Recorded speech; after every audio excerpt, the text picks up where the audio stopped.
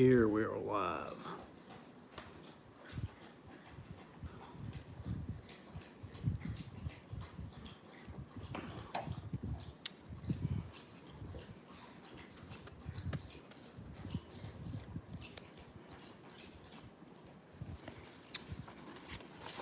If we go for a minute or more and don't have any viewers, I'm shutting it down. We're almost halfway there. We're halfway there. We're halfway there to not have any viewers. Good Lord. How you gonna have a live stream and not have anybody to watch it? Anyway, whatever. It's week one of the college football season. And right here, I'm talking to myself. Oh, we have one person in here.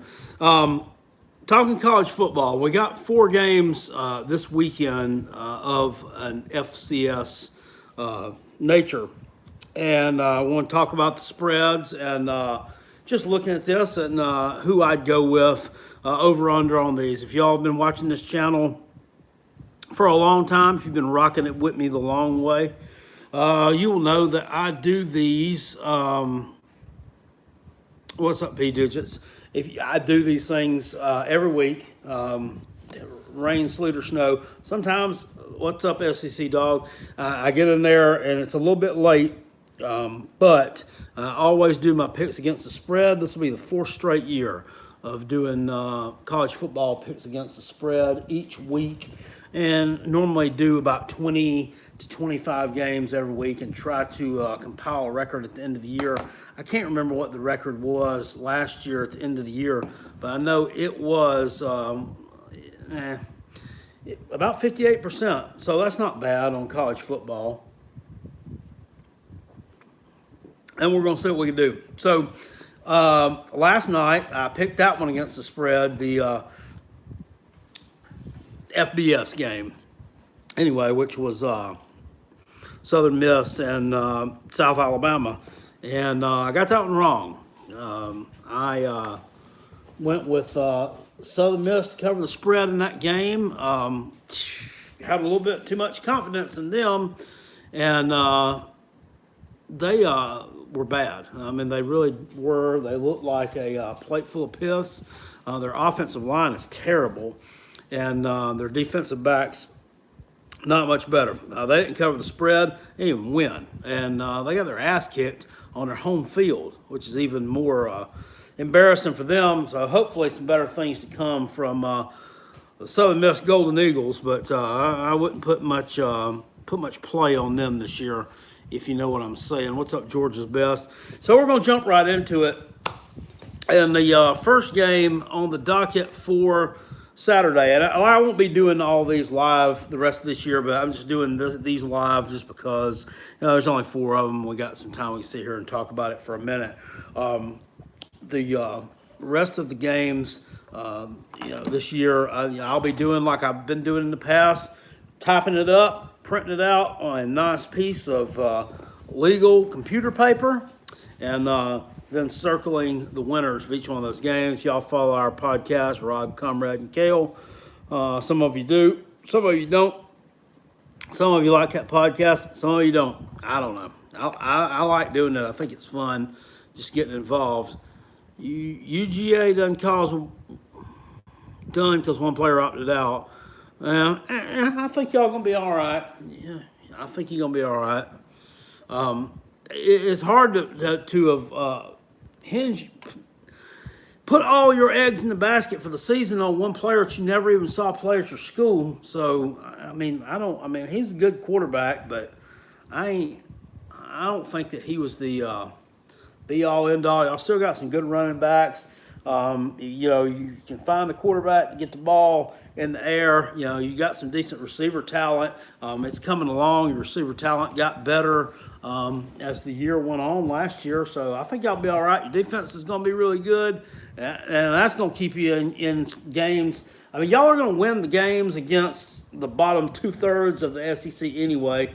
And then the games you play against the upper 1/3 of them, I think that defense is going to be enough to keep it tight, even if, those offenses might be a little bit better because they got a quarterback who's been there for 1 year longer. So I think Georgia's going to do good this year. Pickens is legit for UGA. Yep. Yeah, y'all hit the thumbs up on this video. All right. So we're going to jump right into this one. Middle Tennessee State and Army tomorrow afternoon. 55.5 is the total on this one. IDK James says we're drinking the same beer. Cheers. 55.5 a total on this one. Army laying 3 and Hook at home. So what we know in this one is this game is cadets only. What's up, Giggled? This one's cadets only in this game as far as fans, and since nobody else is in attendance there. I mean, how loud can they be? I'm not really sure. I don't really know what the attendance is going to be like there. Middle Tennessee has had less than a month to prepare for this game. Okay, it was August the 10th when they announced these were playing, because they weren't originally even scheduled to play this year. Middle Tennessee was going to play Duke, and then that got canceled, and they were going to play somebody else that got canceled as well. Maybe Troy or somebody like that. That one got canceled as well. So they end up playing Army, and you've got less than a month to prepare for the triple option, which, I mean, it all sounds well and good, but Middle Tennessee don't face triple option teams, okay? They haven't played Georgia Tech in the past. I mean, they played Navy, but that's been years ago. So this is all new for them. It's the first time that these teams have ever played. First meeting between the two. Middle Tennessee got a new quarterback there. Now the point spread is Army is a 3.5 point favorite, Hunter. Asher O'Hara is the quarterback for Middle Tennessee State, and you know, if you know Middle Tennessee State, Rick Stockstill was the head coach, and his son was the damn quarterback there. It seemed like for like 10 years. So, is there not a more 2020 name than Asher O'Hara? And guess what? He's a dual threat quarterback, which gives them a little bit of a different dimension there at Middle Tennessee that they have not had in the past. And they have a new running back named Montrell Petaway. He's a transfer from West Virginia. I've heard some stuff about them too. What's up, Jamie Newman? You gonna change your name to something different, or you gonna stick with that? Maybe that's your real name. I don't know. I heard some stuff about West Virginia.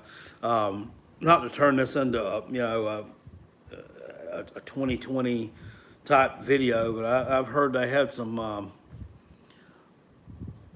racial tensions up there between some of the fans on social media and some of the players and stuff like that. It's turning into ugly scene. And you can, what's up, Brock? Hey, you gonna have that this year. There's gonna be some of that.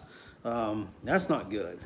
Anyway, he transferred to Middle Tennessee last year. Didn't have anything to do with any of this kind of stuff. So, Christian Anderson, quarterback for Army, running quarterback, just like the normal ones that they have. Looking at Army, they've had a winning record the past 3 years, 2016, 17, 18, 19, past 4 years.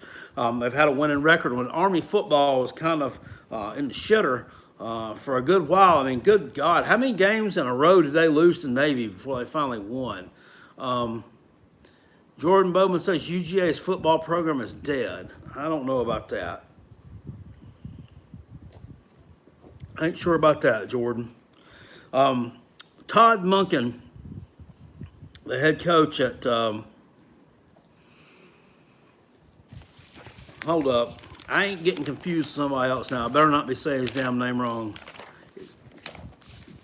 One of these Munkins is the damn coordinator at Georgia. I'll look it up in my book. Jeff Monken. Sorry. I know there was two. They's brothers. Jeff Monken is the head coach at Army. He's 10, 15, and 1 against the spread as a home favorite. Okay?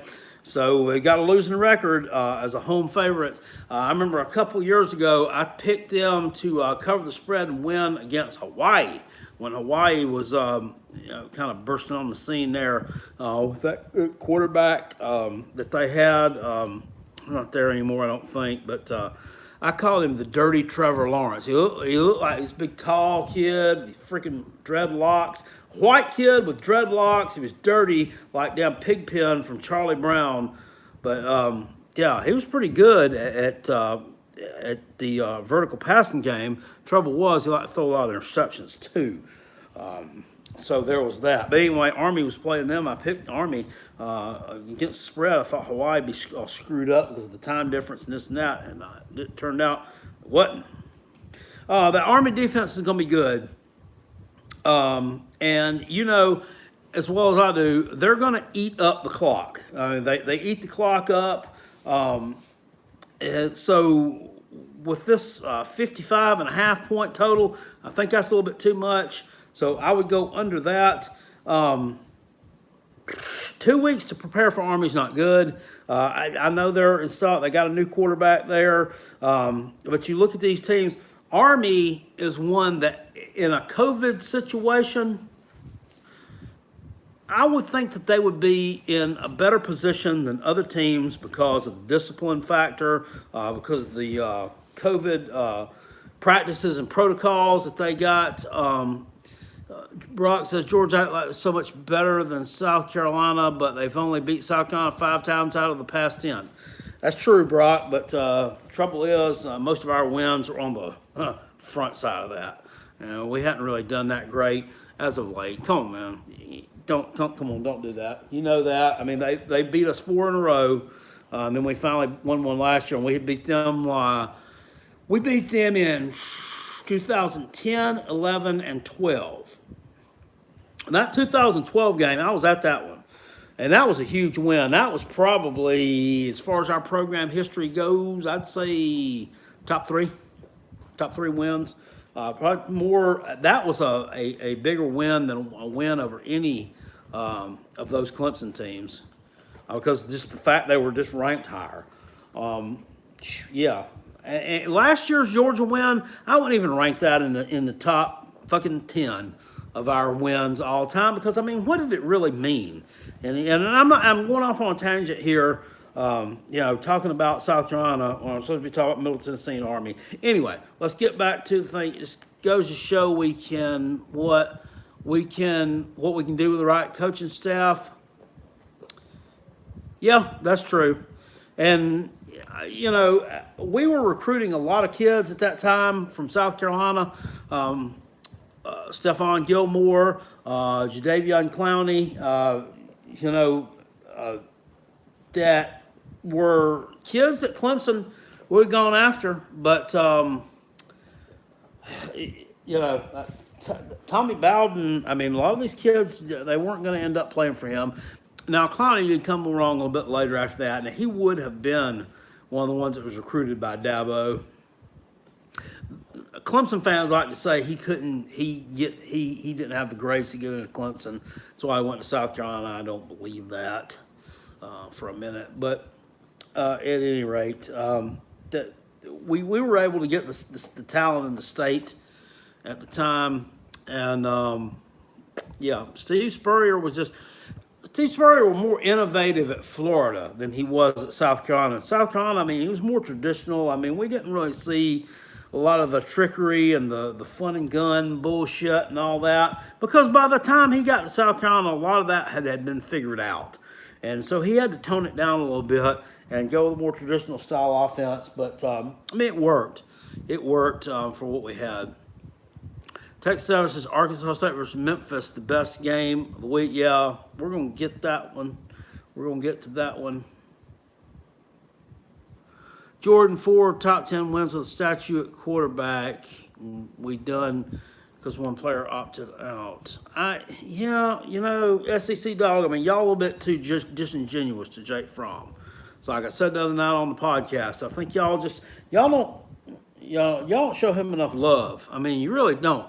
I mean, what did he lose, like 4 or 5 regular season games in 3 years? I mean, Nobody else done much better.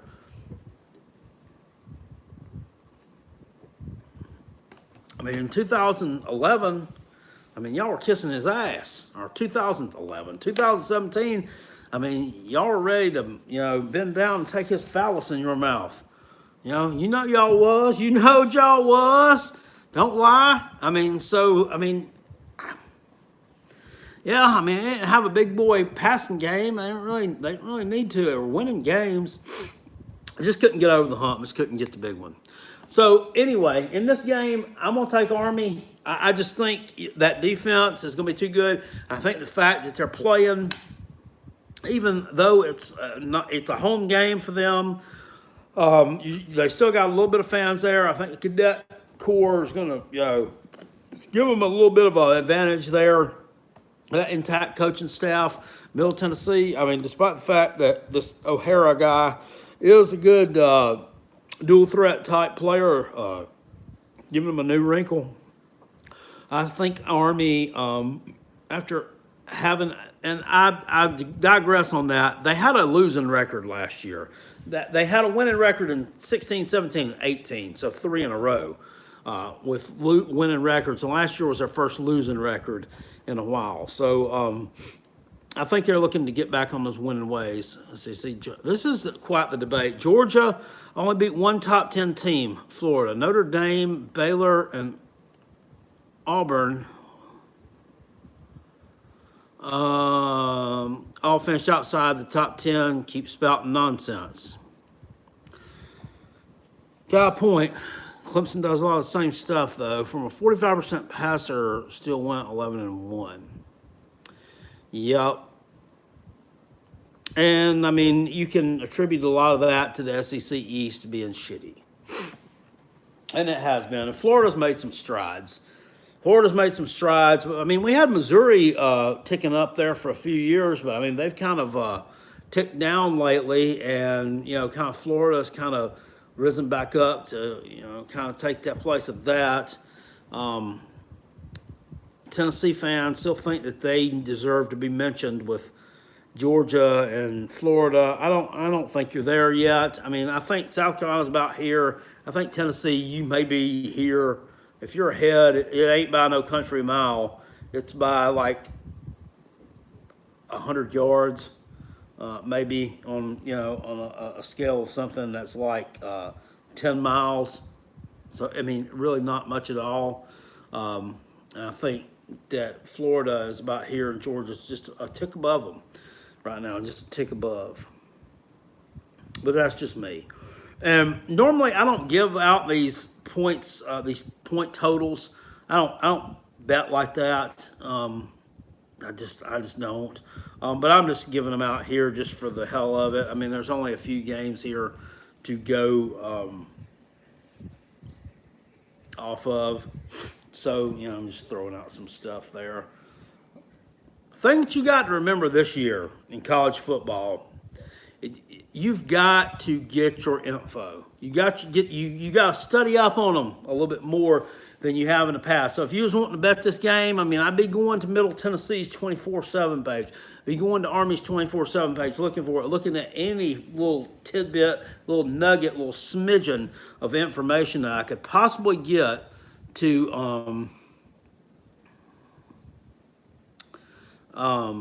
get an advantage, because you just don't know. I mean, and that's with me. I mean, sometimes normally I was doing my videos for these picks against the spread. I was doing them on Tuesday nights, sometimes Wednesday nights. And I like doing them then early because I got more views on them the earlier I put them out. And I'm still like debating on when I'm going to try to get them put out for the full weeks. But, man, the thing is, you want to be right. I mean, you want to be right. I mean, you don't want to sound like a freaking idiot and have to go back and make a bunch of disclaimers and all this and that on them. So, that I might not be dropping them till Friday morning. I don't know. There's just so many moving parts this year with the opt-outs, with, who's going to get sick. I mean, who's going to be put in quarantine. I mean, who's, not going to be able to go this week. It's going to be a shit show. That's for sure. I'm telling you, I don't know, guys. I don't know what we're going to end up with here, but I know we're getting some solid stuff so far. And that brings me to something else I'm going to do. As you know, when I talk about do these picks and predictions against the spread, every Sunday I do a video. This week it might be Tuesday because we got a Monday night game. We're going to talk about that one. That's a big one. I do a recap and my big winners and losers of the week. And I'm planning on doing or having a superlative every week this year, the turd of the week. We're going to have a turd of the week. And the turd of the week can either be one of my crappy picks for the week. I mean, it can be a player who shit the bed that week. It could be a coach who went out and made an ass out of himself. It can be a whole team who played like ass. And right now, the front runner for turd of the week is the Southern Miss Golden Eagles, the team, the entire freaking team. I mean, last night, how in the hell, somebody gave on here and razzed me a little bit about that pick last night, gave me a hard time. What? Come on now. Why in the world would anybody with any sense pick South Alabama to cover that spread? It was only 13 points against a team that went to a bowl last year. They finished 2-10. 2-10. They were terrible last year. They were a unmitigated disaster. And somehow or another, Southern Miss, their offensive line is terrible. They're terrible. As Uncle Lou says, they couldn't buck a shadow. They were awful. And they were supposed to have like 4 returning starters. What the fuck were they starting at?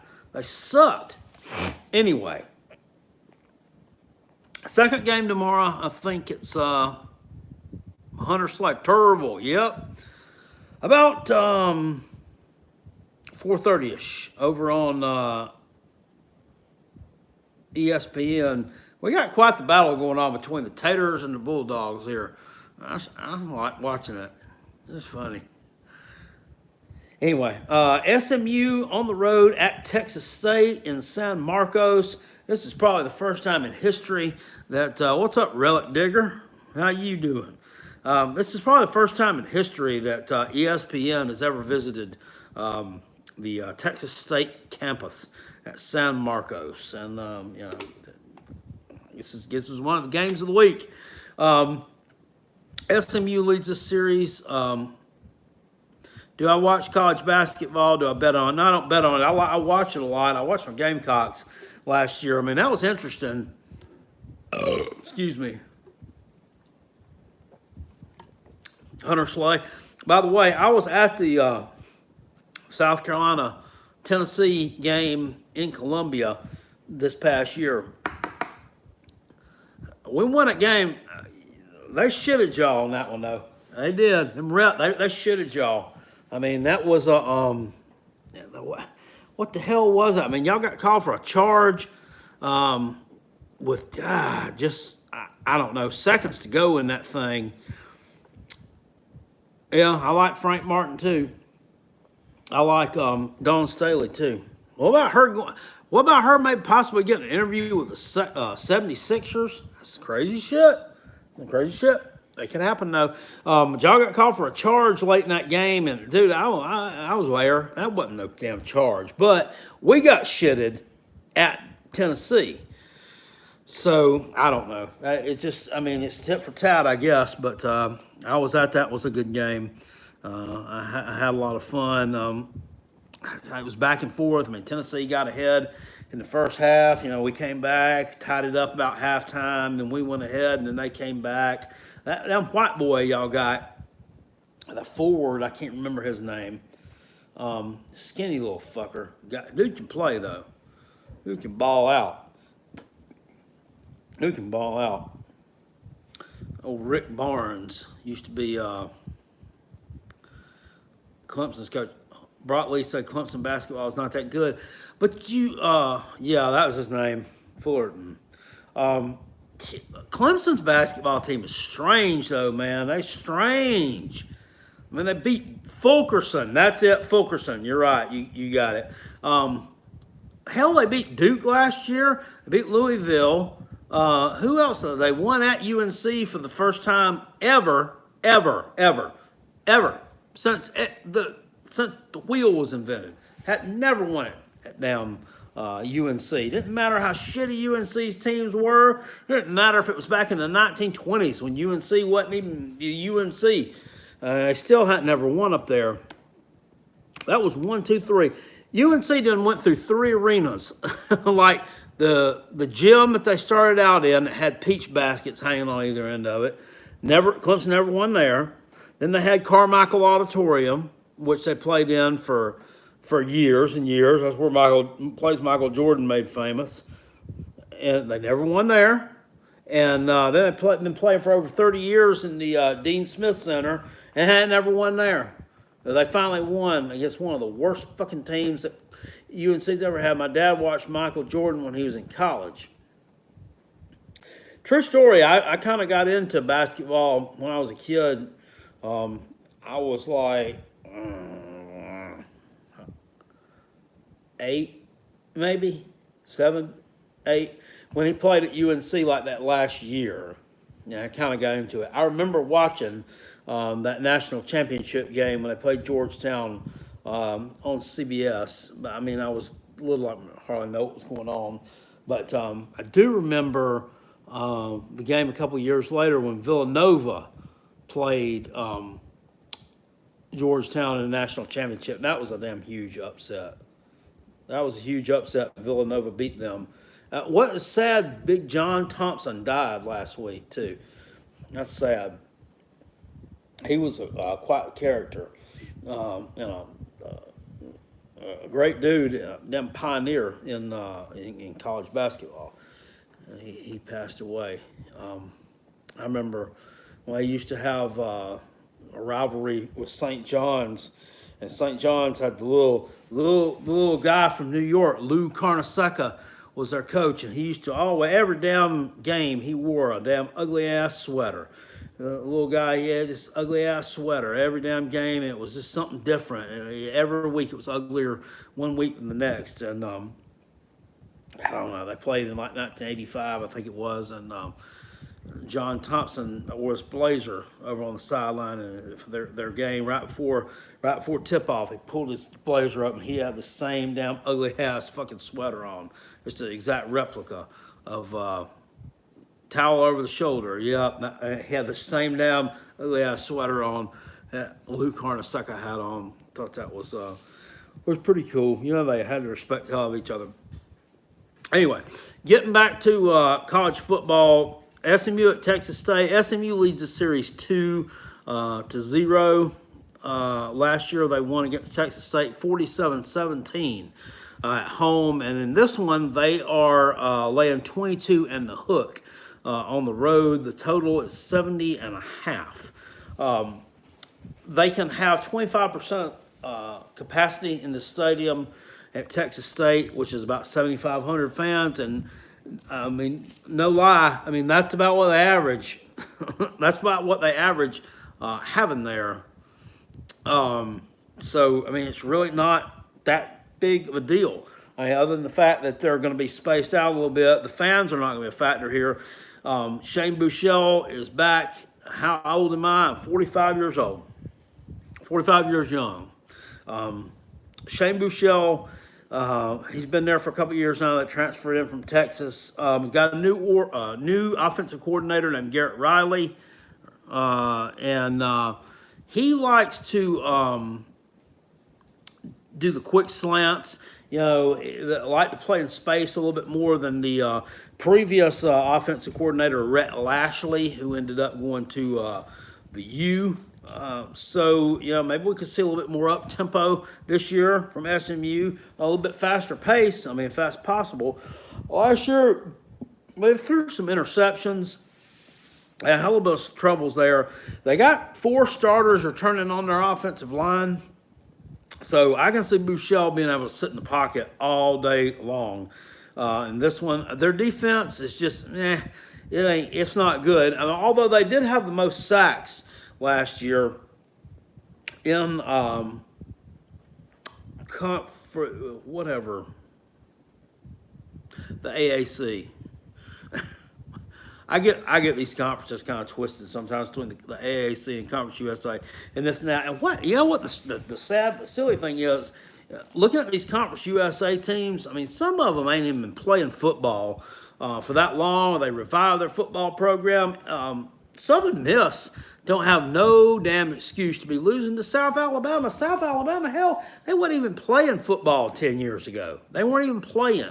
I mean, you got Old Dominion on there who's not been playing in years. I mean, and a lot of these teams like Marshall and Middle Tennessee, well, a lot of these teams were FCS. I mean, up till not that long ago. So Southern Miss, they should be a team that's like winning that conference about every year or right there at the top. I mean, you got UAB, a team that just damn abandoned their program and then they resurrected it. I mean, there ain't no excuse for Southern Miss to be as shitty as they are. Got Brett Favre as one of your alumni. Piss poor. 4 starters returning on the offensive line anyway for SMU. I think they're going to have all day to take care of business here. Texas State, their coach, Jake Spavital, is an offensive mind. They were 3-9 last year, pretty bad. They got a quarterback from Memphis named Brady McBride, who's a transfer there. I don't think it's not going to make that much of a difference. SMU is just much better than Texas State. I mean, they're that much better. I would say the only thing that might be holding them back is they play TCU the next week. So they're going to be looking ahead to that one. So I'm not quite sure if they going to hit that 70.5 over-under number. Texas State, I just don't know if they can score. I don't know if they can score enough to keep up with SMU. You know SMU is going to score. And to me, this 22.5 point line is, they did at Hunter Slade, won 10 games, went 10-3. This is a no-brainer, in my opinion. I'm going to take SMU here to cover the spread. I mean, if you're smart, that's what you'll do. I mean, you always got them outliers that Texas State could cover that spread, but shit, I don't see it happening. I mean, their team is just not. They just don't have the talent. I don't see them being able to do it. All right, the best matchup of the day on Saturday would be the prime time matchup. Arkansas State on the road at Memphis. Memphis laying 19 at home in the Liberty Bowl. These two teams pretty close to each other distance-wise. Oh, by the way, the total in this game is 74 points. That's huge. Memphis leading this overall series 29-23 and 5 ties. I didn't know that these two had played that many times. They have not met since 2013. And it looks like from about 1980 till about the early 2010s, they played about every year. So each team had kind of some winning streaks here and there. In that one, Memphis's football program, however, most of those years was just a plate full of piss. I mean, they were not good. They've only really gotten good in the last, I want to say 5 to 6 years. 5 to 6 years they've gotten good. They had Justin Fuente there. And, kind of ushered them in, got them winning a little bit. And then you saw Dude Man, who ended up going to Florida State. Dang it. What's his fucking name? Why am I drawing a blank on his name all of a sudden? I might have to look at my damn magazine. Don't y'all say it. Mike Norvell, thank you. Norvell. Yeah, he kind of continued it. So you got that. Kenneth Gainwell, running back for Memphis, opted out. I'm not sure if he opted out. I don't know if it's been earlier in the year or if he just opted out in the last 1 week. So I did a video on this about a week and a half ago. No, it's been probably like 3 weeks ago, actually. And he wasn't one of the ones on there, and I definitely would have mentioned him if he was. 1,500 yards last year as a running back, so he's opted out. That ain't good. They still got Brady White in there as quarterback, and DeMonte Coxey, one of the wide receiver, 76 catches last year, almost 1,300 yards, and a shitload of touchdowns. So pretty good chunk of that offense returning there. They gave up a lot of points on defense. That defense not been a strong suit of them there. But they do have a new defensive coordinator named Mike McIntyre. So we're going to see what he can do with them. Last year, that defense, like I say, just not very good and hadn't been good in the past. That's one of the pieces that they need. If they want to become not just a team that contends with the UCFs and the Cincinnatis, a team that is able to take them down over there in the AAC, they're going to have to develop a big boy defense to go with the big boy offense. Big boy offense has not been a problem. Has not been a problem for them at all. And, I mean, you argue with, well, they got a new coach, this and that, and, you know, it's going to be a new system. And, well, I mean, it really is not. Because the coach up there, Ryan Silverfield, I mean, he's been with the program for a while, and one would argue they're really not going to change the system at all. Looking on the other side of the ball, Arkansas State Sun Belt team, they got two quarterbacks, Lane Hatcher and Logan Bonner. Looks like Logan Bonner will be the one who's going to get the start, but both of them will play. I got some good running backs there too. Once again, another team that doesn't play a lot of really good defense either. Gave up 34.2 points per game last year, and that's not good. And against Sun Belt competition, you step up from Sun Belt competition, and you're taking on Memphis. So the 34.2 points per game, I mean, maybe eclipsed there, and your total is 74. I see these two teams going over this 74-point total. And I see Arkansas State covering the spread here. I think that Memphis wins. I think they win it by 14 to 17 points.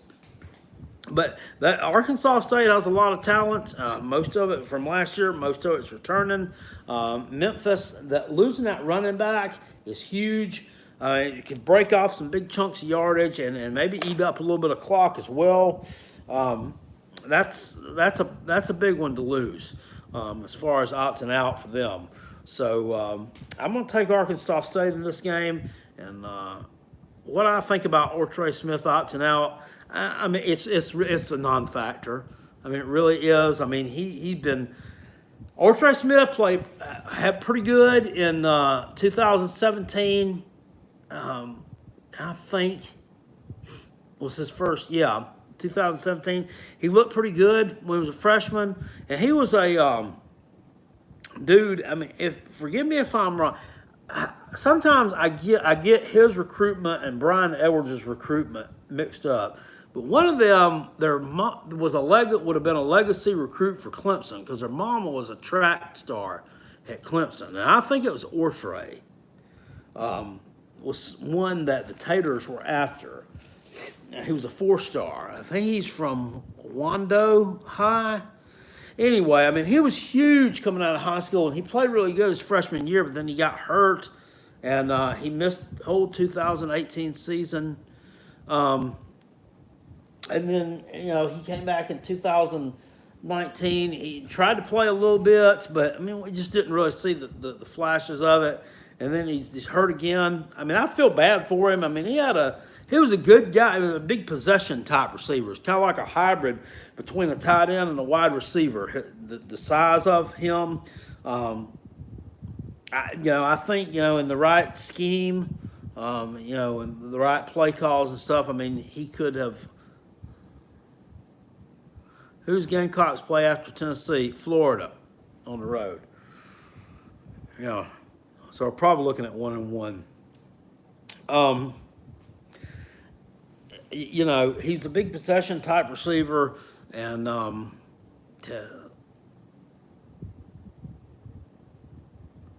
heard a lot of good things coming out of Columbia. Yeah, me too. I mean, I hope it's not all just coach speak. They're going to tell you. I watched the entire interview today with Mike Bobo, the press conference interview. I mean, at least he's honest. I mean, when he was, especially when he was assessing the one kid, I think his name was Rashad Amos. That's one of the running backs, and he just flat out said that he needs to grow up, but he's got talent.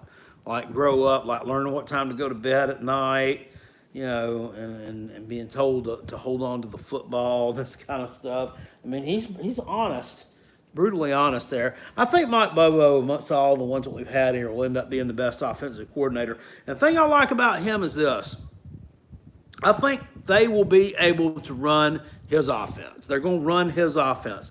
Whether good, bad, or indifferent, it don't matter. They're going to run his offense.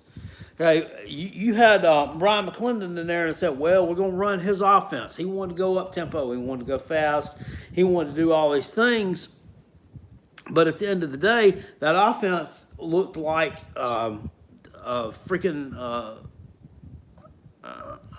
you got Hill or Helinski starting against Tennessee. Hold on a second on that one. I mean, that offense looked like an old broke-down Ford T model, like shit. And it's because Muschamp got his hands in it. And I think he pushed McClendon around and forced his hand on a lot of stuff. I don't think he's going to push Mike Bobo around. I just don't think he is. Just number one, because they played together at Georgia. So I think he might have a little bit more respect for him. They're more close to the same age. And I think he knows Bobo might be smarter than him, which, I mean, come on, we're talking about damn Coach Boom. It's not harder. I mean, Billy Goat down on your local farm chewing up aluminum cans is smarter than Coach Boom. But still, I mean, in his eyes, he's got to know it. And I'm sure he knows that Mike Bobo is probably smarter than him. Is he going to start calling Hill or Ryan Helinski? I think they're going to start calling Hill, and I think that's a mistake. I mean, I don't understand it. I don't understand why. Why are you going to start somebody who's a senior? And this dude has had, I mean, he's a good story. He's, he's worked his ass off to get back to where he's at. The dude has had 3 ACLs. 3. Missed, good Lord, who knows how much time. He's probably 25 years old. Who's the Hill kid? He was the quarterback at Colorado State. And he transferred to South Carolina with Mike Bobo. He's had like 3 ACL tears. That's not good. I mean, that's just I don't see a silver lining in that cloud. I say you try to let. I think we need to develop Helinski and let him run the show. He's a good kid. I mean, he was hurt a lot last year. Played his ass off. I mean, he showed a lot of damn heart. The only time I was really, really pissed off at him was number 1 when he threw that pick 6 against Appalachian State. That pissed me off. The pick 6 he threw against down Missouri pissed me off. But not as much because Muschamp had him down there throwing the ball, wanting to throw the damn ball. They could have won that game just by running the damn football. Just running down their throat. Yeah, I know they lost it by 20 points. That was a winnable football game. It was. And then also in that Missouri game, Helinski tried to throw a touchdown to himself. That's just, I mean, he's young and he fucked up. I mean, he doesn't know the rules of the game. If y'all go back and watch that game or watch that little clip, the linebacker, Cale Garrett, he was a good player and very smart too. He's got to be smart. His name's Cale.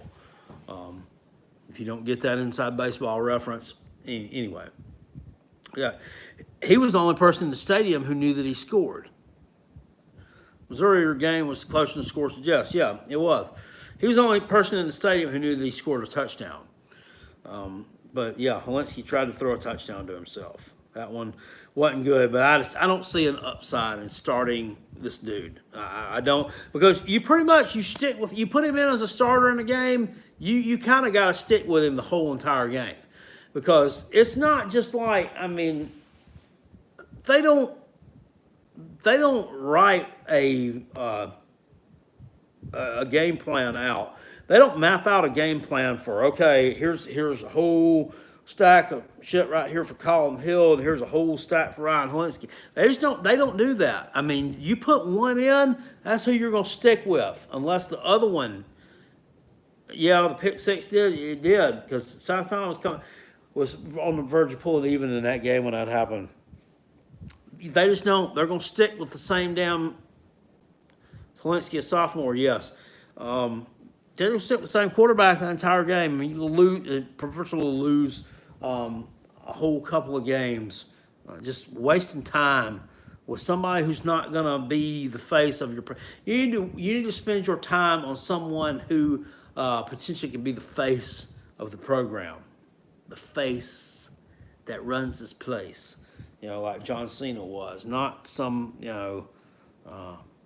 just utility pitcher who you just happen to pick up. I don't agree with that. Anyway, last game on the docket, and this one's hard. This is a difficult one to pick.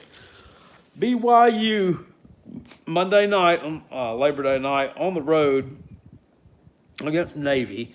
And BYU is a 2-point favorite on the road at Navy. Now, this game, you're talking about no fans. No fans here. From the last thing that I saw, which was as of August the 19th, was the last time I saw any kind of updates on it. There's going to be no fans here, period. That also means no brigade.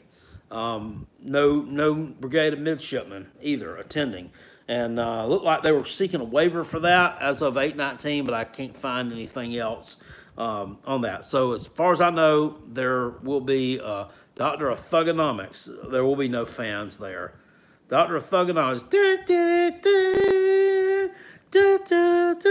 Over-under's 50 in this game. You're talking about two pretty disciplined programs here. Two pretty disciplined programs. BYU got that Mormon culture and all that stuff. It's not a military program such as what Navy is, a military school, the military top bracket, but it's just something like that. It's something like that. They're talking. I don't see where they've had any opt-outs because of coronavirus. And they'll test before this game. They don't have anybody sitting out because of it.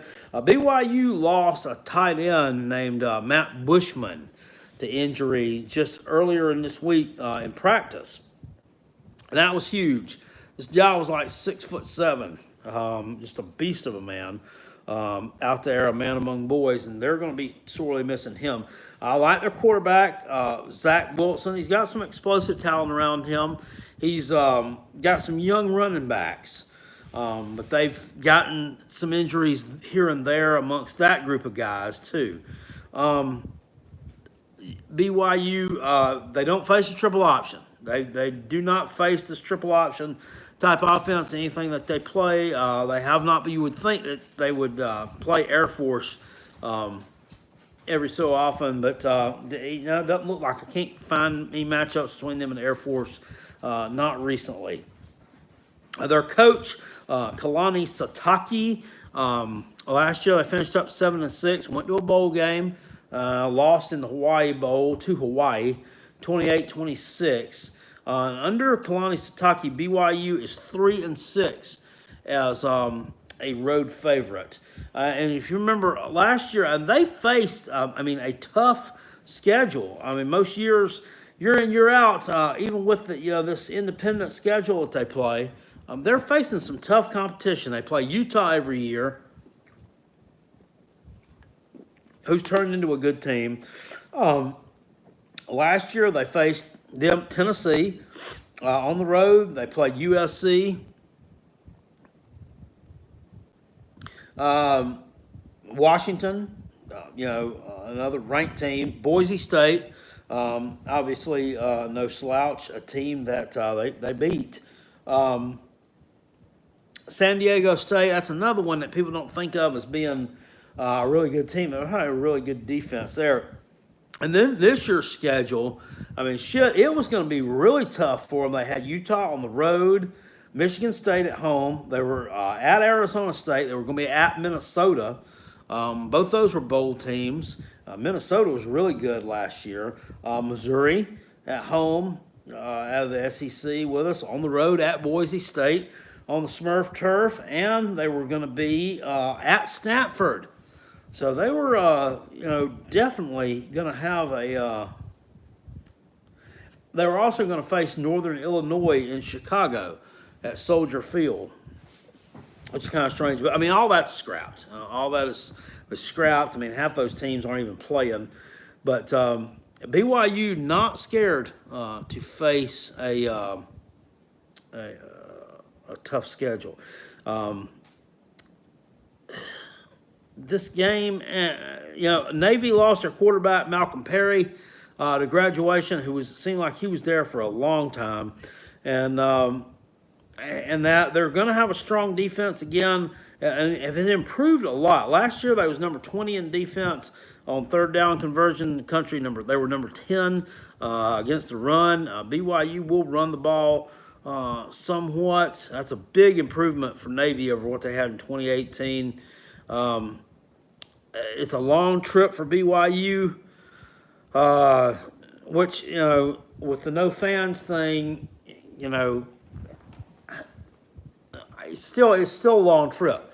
And now we're also talking about them not, this year these teams are not going to be staying, in these places for that long of a period of time. Where in the past, they would go and, if the game was on Monday night, maybe BYU flies in to Washington, D.C., and then buses over to Annapolis maybe on Saturday and has some time to get acquainted with the place. And, this year, not so much. I mean, they're talking about teams like maybe arriving the morning of the game and having a walk through in the stadium and then, sitting around and resting for a while in the hotel, and then boom, we're gonna play that evening. So that from Utah to Washington D.C. Annapolis area is a long flight. It's a long trip. I think it might have a little bit of an effect on BYU mentally, but this is, like I said, a disciplined team. It's hard to pick. I just can't. Kel, remember when stores in Greenville had equal amount of South Carolina and Clemson gear? That's true. But actually, the Publix near my house, I went in tonight, and all the coolers on the top of the dairy wall were Gamecock coolers. Yep. And I think the reason why they were all Gamecock coolers is probably because they sold all the Clemson shit. just being real. But there's a lot of Clemson fans out there who have Gamecock stuff in their trunk or in their closet, whatever, and Florida State stuff too. They're not all. That's true though, man. You used to go in downtown Greenville and see an equal amount of South Carolina stuff and Clemson stuff, and now it's like 80-20 in favor of the Taters.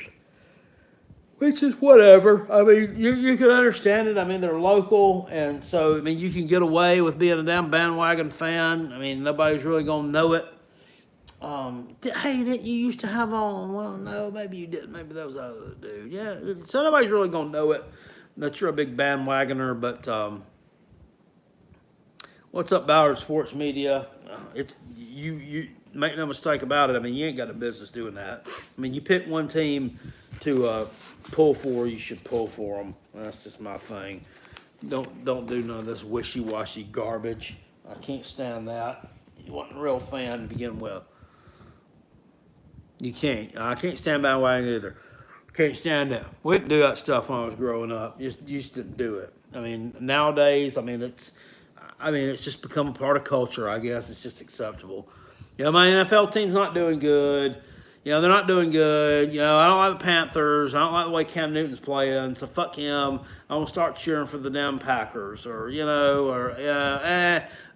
Patriots dumped Tom Brady, so fuck them. I'm gonna start cheering for the Cincinnati Bengals. You don't do that. I mean, you stick with something. I respect y'all for being true South Carolina fans. I respect you too for being a true Tennessee fan. That 0-8 year had to be hard. Had to be hard for you. Had to be hard losing to South Carolina 3 years in a row, losing to Alabama umpteen years in a row. Had to be rough. Had to be. But you stuck with it. South Carolina offense is good, and yet South Carolina does not win enough. Is South Carolina let to go with Bobo? Hold on. Okay. Bobo as a replacement? No. Still think South Carolina could get to 6 with some help. I'm going to level with you. I'm going to do my video next week on my South Carolina prediction video for the year. And I'm going to level with you. Well, let's go on ahead and give a spoiler. I'm picking us to go 5-5. But there are 6 winnable games on the schedule. I'm not picking South Carolina to beat Texas A&M. I'm not. I've done it twice in the past, and I'm just not doing it again. I mean, even though Texas A&M is beatable. A&M's beatable? Guys, I mean, come on. They are not world beaters by any means. I mean, when they get in playoff conversation, I mean, let me know. But they're not. They're not that good. They're beatable, but I'm not picking us to beat them because until I see them actually fucking do it, I'm not gonna predict it. I'm just not. They had their chance. They had a huge chance. Am I gonna do a prediction video for all SEC teams? Yeah, I did Florida already, and I've done Tennessee, but that was with the pre-COVID. That was the pre-COVID schedule. But I mean, you can kind of pretty much piece it together. Except Florida's beatable if you don't get screwed by the refs. This is true. Tim.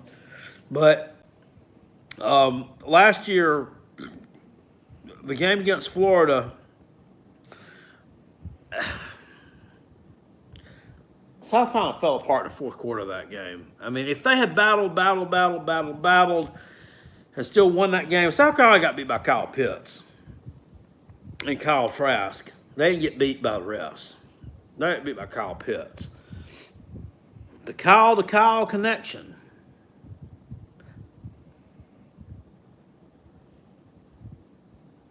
Let's come up with something there. But they got beat by them. They didn't get beat by the refs. They should have. That one play was absolute horseshit though. With that backup running back Pierce, that long run down the sideline, and the wide receiver Cleveland was holding Israel Mukwamu for like 40 yards down the sideline. I mean, that was ass. That call really pissed me off.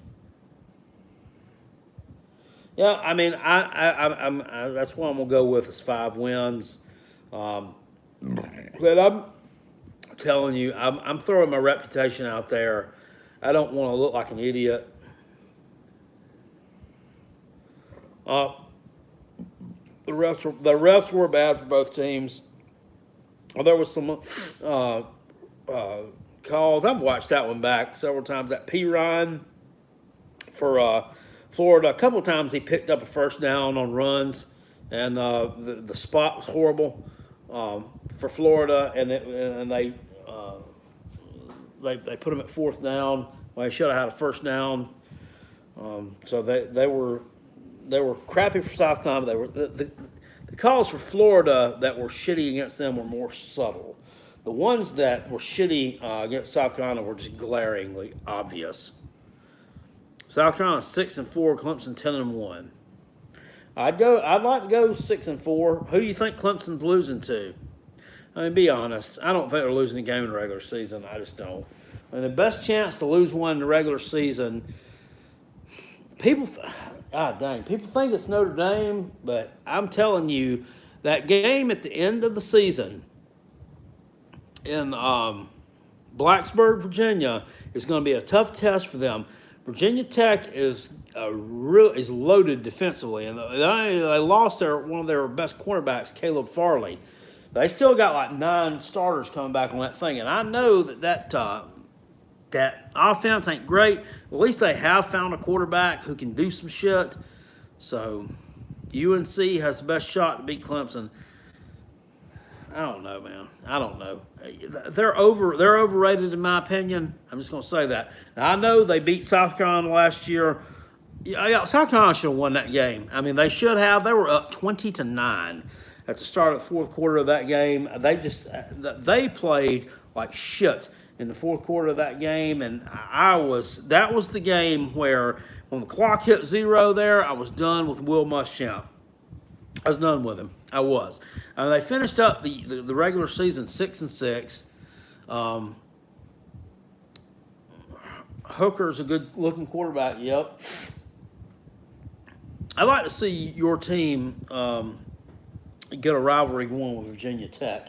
I thought it was pretty cool when they played at the racetrack that time. And, my boss went to that game, and he was a Tennessee fan. And hell, he told me, I can't remember what he said he paid for a seat.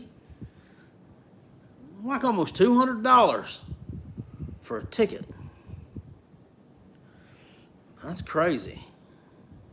I believe it.